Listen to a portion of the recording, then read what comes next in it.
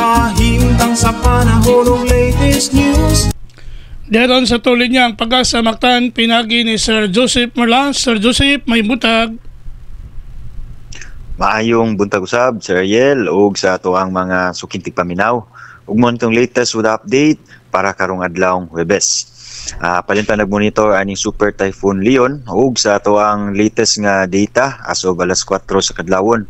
Ang sentro sa mata sa maong Super Typhoon Leon nahimutang diha sa 100 kilometers silangan silangan nga bahin sa Itbayat, Batanes.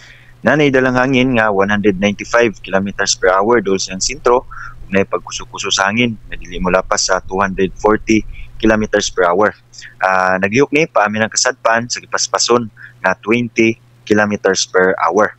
Ug sa ato mga tropical cyclone wind signals diha sa Luzon, signal number 5 ang nakaisa karon, mo ni pinakataas nga wind signal nato, nakaisa diha sa northern and eastern portions sa Batanes. Samtang signal number 4 na bilimbahin sa Batanes ug signal number 3 diha sa may northern portion sa Babuyan Islands.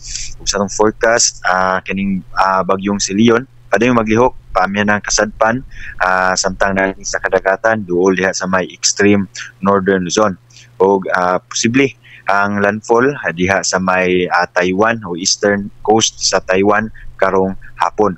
Nya sud sa tulo ka oras labing duol ni diha sa may Batanes area. Apan nakita nato nagkaubos na ang tsansa nga kini mo landfall diha sa may Batanes. Apan maka-experience gyapon ning mga lugar aning labing kusog nga hangin dala sa maong bagyo. Kining samtang napo ni diha sa may Batanes area, pinakakusog usab nga masinati nga hangin aning maong bagyo tungod kay naabot na iyang peak intensity samtang nagpaduol diha sa Batanes area. Nga nakita na to sud sa 12 ka oras magkaanam na ni paghinay ang intensity, posibleng mobalik siya sa typhoon category samtang dili pa mo landfall diha sa Taiwan. Sa sunod para sa sunod yung 24 oras tungod aning trough sa maong Super Typhoon Leon, ang Western Visayas area adunay pagkamalag-umon sa kalangitan ug nay mga katag-katag o pabalik-balik na mga hinay ngadto sa kasarangan na mga pagulan. Samtang ang hibimbahin sa Kabisayaan, lakip ng probinsya sa Sugbo, pero adlaw aduna tay generally fair weather condition, kasarangan ug nahigayon init nga timpo sa panahon. Ug kun natay mga pagulan kini mga patak-patak mga lumalabay dala sa ato ang mga localized thunderstorms. Karong oras wala yang tayo nakita na mga pagulan sa bisan na sambahin diri sa Central Visayas area. Kemtang sa atong hangin o kadagatan, wala na tayo gale warning.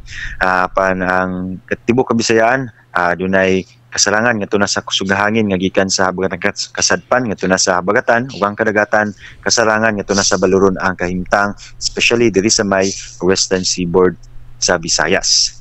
Inon diri sa Central Visayas area, aduna tay nagkanam na kalmada na to ang hangin. Labi na sa mosunod na mga adlaw ug mga adlaw ug sunod adlaw, aduna tay malinawon nga kahimtang sa atong hangin ug ato ang pagbalod sa ato ang kadagatan, luwas sa pagbiyahe, especially pag sa ulog aning atong kalag-kalag.